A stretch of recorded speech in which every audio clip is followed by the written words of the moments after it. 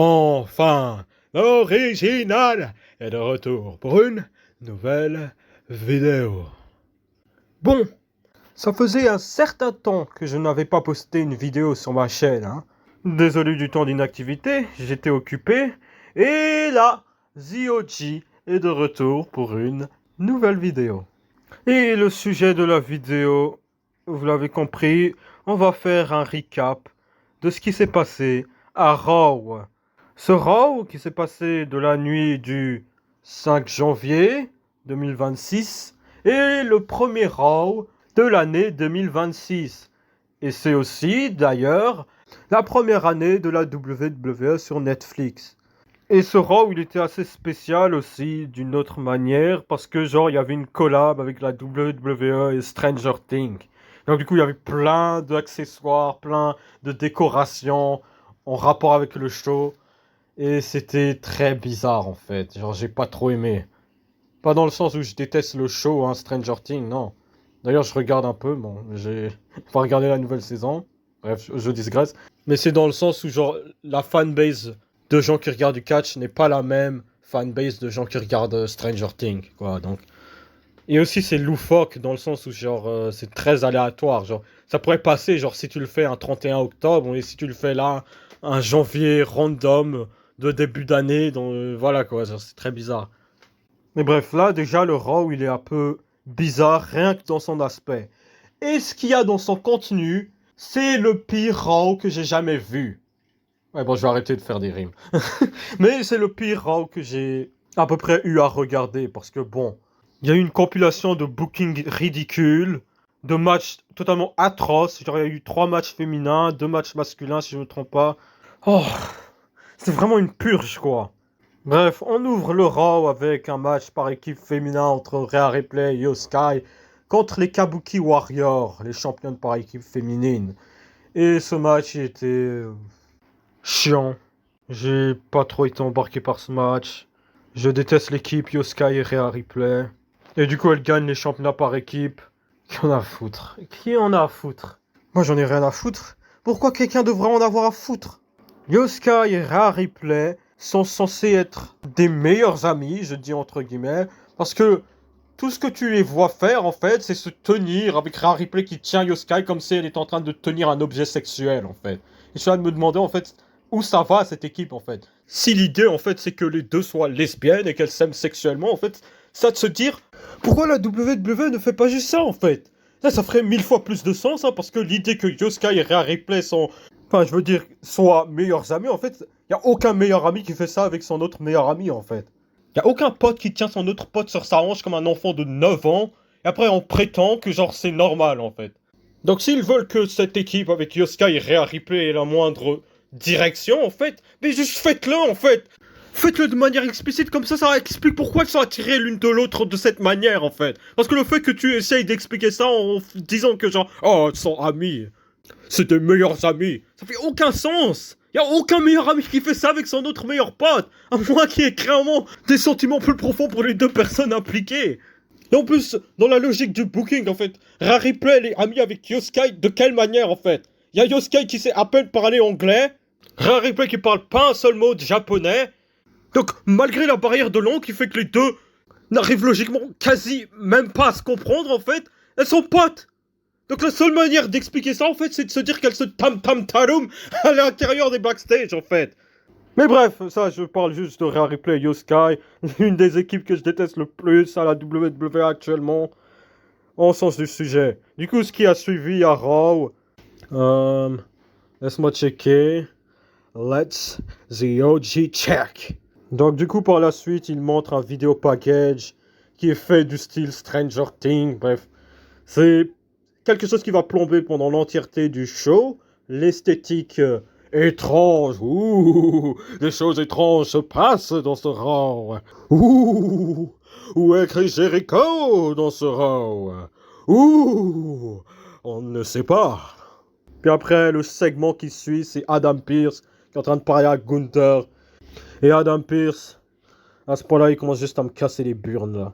Adam Pearce est le pire général manager de l'histoire du catch.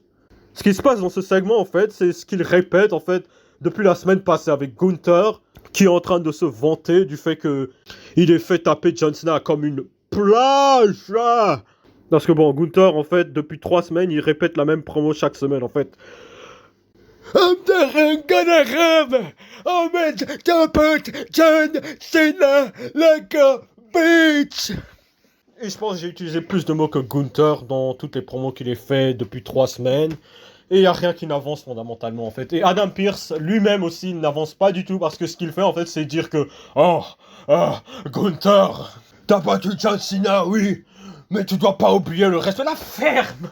Ça devient archi stupide en fait. Gunther il a littéralement battu John Cena clean. Il a fait tapote et genre d'un coup d'un seul tout le monde est énervé. Pourquoi?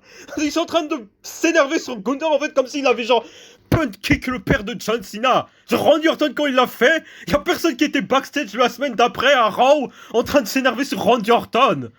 Mais là Gunther il gagne un match clean face à John Cena sans même essayer de la triche ou tout ça. Et puis il dit la vérité en disant que John Cena il a tapé comme une tapette, ce qui est vrai en fait, et tout le monde est énervé en fait. Qu'est-ce que Gunther il fait de mauvais en fait? Parce que là il est juste en train de dire la vérité, et genre d'un coup d'un seul tout le monde est en mode tu dois avoir le respect. C'est vraiment une écriture de merde en fait. C'est littéralement une écriture de merde en fait. S'il voulait faire le fait que Gunther se vante du fait qu'il a battu John Cena et que tout le monde soit énervé contre ça, mais il fallait que Gunther triche pour battre John Cena en fait tout simplement. Là il l'a battu clean. Donc il n'y a aucune raison pour que les gens soient énervés contre Gunther. Mais en plus Gunther là maintenant il commence à forcer le fait qu'ils disent aux gens chaque semaine qu'il a battu John Cena. Là ça devient juste forcé, là ça devient juste chiant, là ça devient juste répétitif en fait. Et c'est même pas consistant avec son personnage parce que le personnage de Gunther c'est le fait qu'il soit ce ring général, qu'il soit ce gars générique qui respecte le ring. Et là il est en train de jouer l'arrogant en fait, comme un Logan Paul. Ça a aucun sens, bref. Ce qui se passe du coup par la suite, c'est que AJ Styles interrompt Gunther et que AJ Styles, en fait, il essaye de parler au micro et Gunther l'interrompt encore une fois. Après, il essaye de parler au micro, Gunther l'interrompt encore une fois. Et AJ Styles, il s'énerve, il le gifle. Puis après, Gunther, il est juste en train de regarder AJ Styles, puis après AJ Styles, il dit « Fais quelque chose à propos de ça !» Gunther, il juste reste là, comme ça, comme un golemon.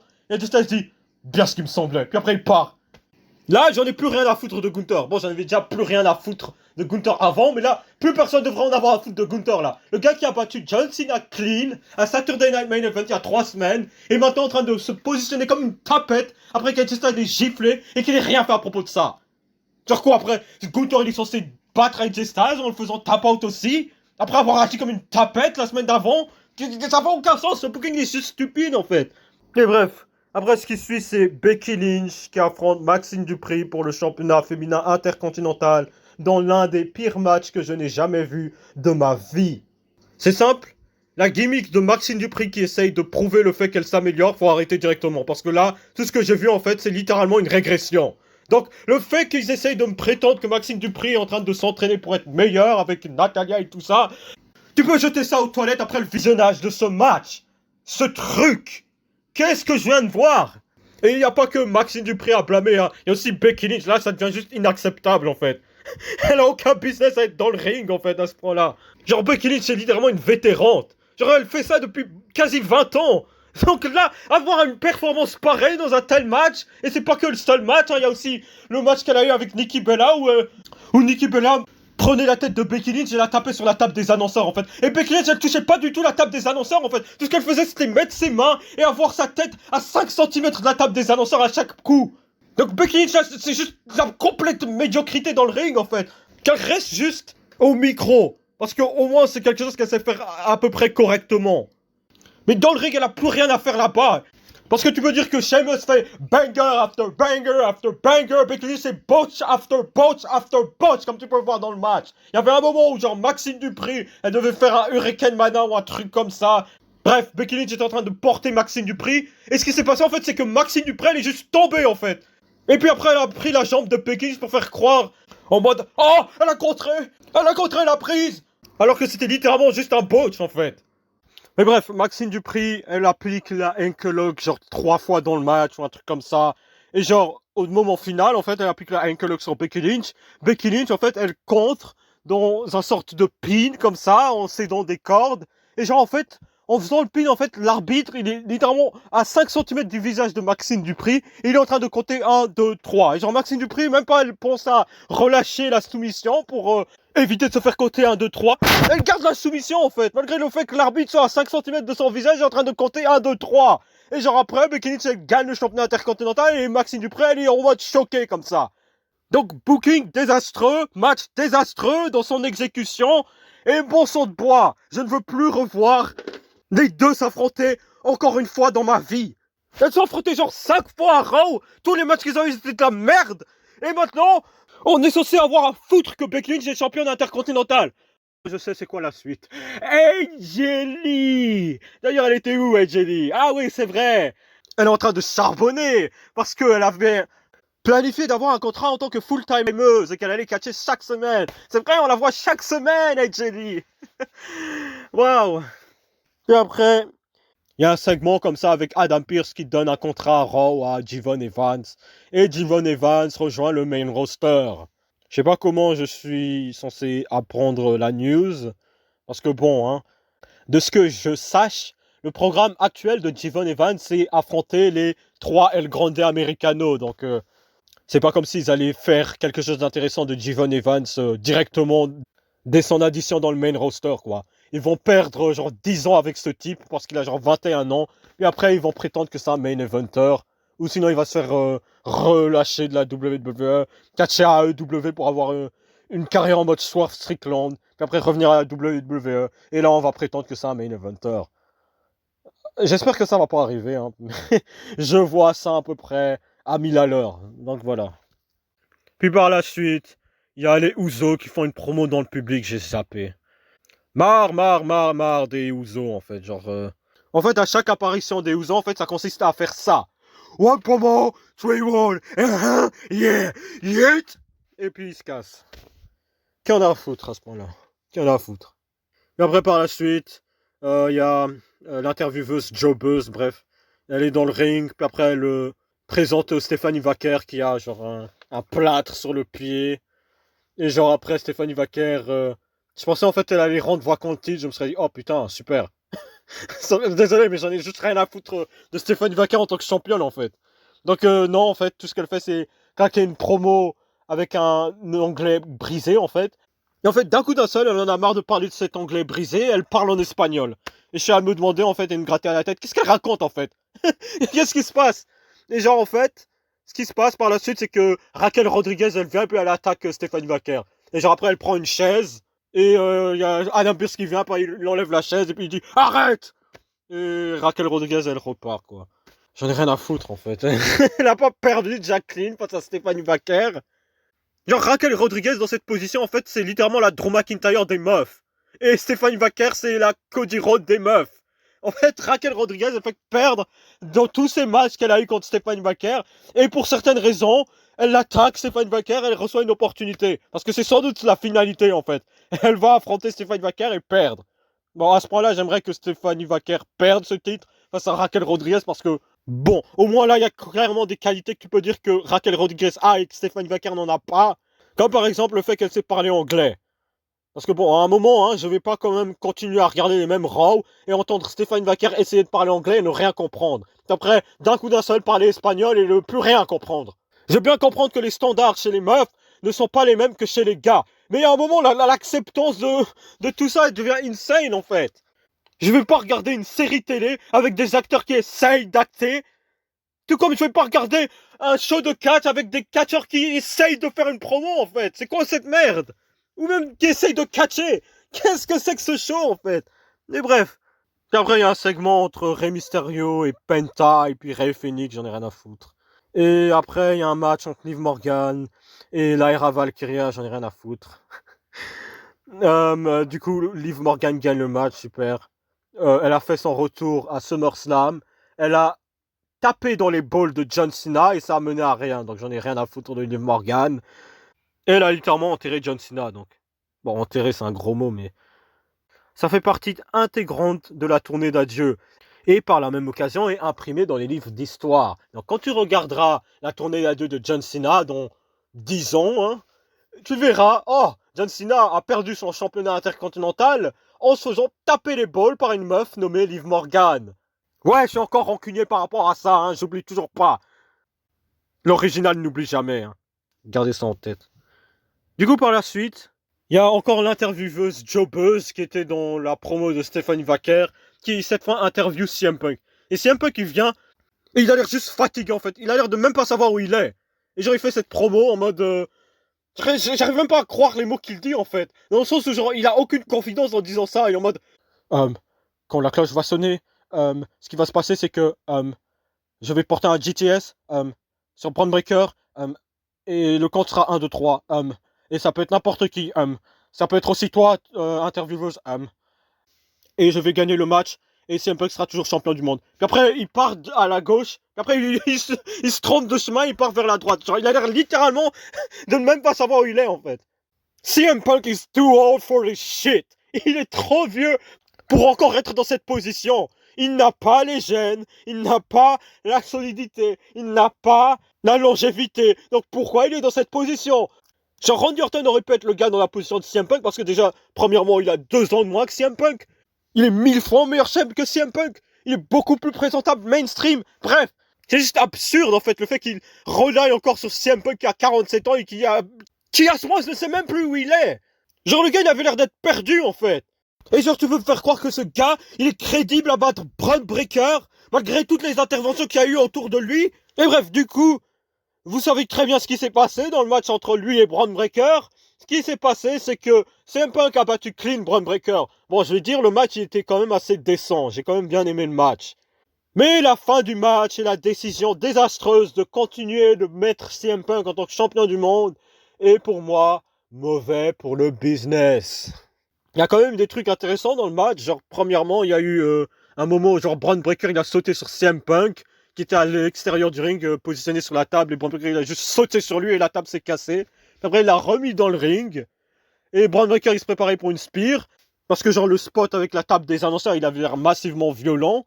Et je me disais que ça c'était terminé, là. Braun Breaker va être champion du monde. Mais ce qui se passe, en fait, c'est que CM Punk lève la jambe. Et, genre, Braun Breaker se tape dessus. Et ça a l'air juste ridicule, en fait. Dans le sens où, genre, Braun Breaker, dans la direction dans laquelle il allait, il s'est dirigé droit vers la jambe de CM Punk. C'est pas CM Punk qui s'est déplacé de manière à ce que Braun Breaker touche sa jambe en faisant sa spire, en fait. C'est juste Braun Breaker qui, d'un coup d'un seul, CM Punk lève la jambe et Braun Breaker se rue pour se cogner dessus. Et aussi, il y avait eu une intervention d'Austin Theory. À ce moment-là, Austin Theory, c'est bon, c'est terminé, c'est un jobber. Austin Theory fait un stomp sur CM Punk, ça suffit pas. Donc l'application d'Austin Theory dans le match était totalement de 0. Le gars, à ce moment-là, tu peux juste le virer. Hein. Que tu l'envoies à l'AEW, qu'il fasse ses piges comme ça en mode Cody Rhodes, qui revient avec des cheveux blanchis, avec un tatouage dégueulasse sur la nuque. Puis après, il revient en 2036 en prétend un main eventer. Parce qu'à ce moment-là, ne fais pas perdre le ton de la carrière d'Austin Theory à ne rien foutre en fait. Être littéralement un laquais. Un laquais. Alors qu'il y a littéralement juste 3 ans, il battait Clean John Cena à WrestleMania. Je leur donne un plus gros exemple de régression que ça. Il y a clairement pas pire que Austin Theory qui se fait enterrer par Triple H là. Là il se fait même pas enterrer. Là il se fait enfoncer 6 pieds sous terre tellement loin qu'il arrive en Australie. Mais bref. Du coup pendant un moment il y a l'arrivée de The Vision, Logan Paul, Bronson Reed. Et il y a les Mysterio. Ouais, j'appelle les Mysterio parce que bon hein. Il y a que Rey Mysterio qui est pertinent dans cette stable.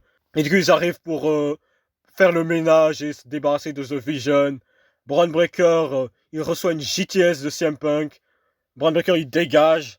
Après, il reçoit encore une JTS de CM Punk. Et puis, CM Punk conserve le titre. Et puis, petite surprise à la fin, peut-être arrivée de Chris Jericho. Ah non, non, rien. Pas de surprise. Il y avait Adam Pearce pendant un moment durant l'épisode, hein, j'avais oublié de noter, qui avait dit que oh ouais, l'année 2026 sera remplie de surprises comme en 2025. Et je suis en mode, en train de me gratter la tête en mode... Waouh. On est vraiment pris pour des idiots là. Hein.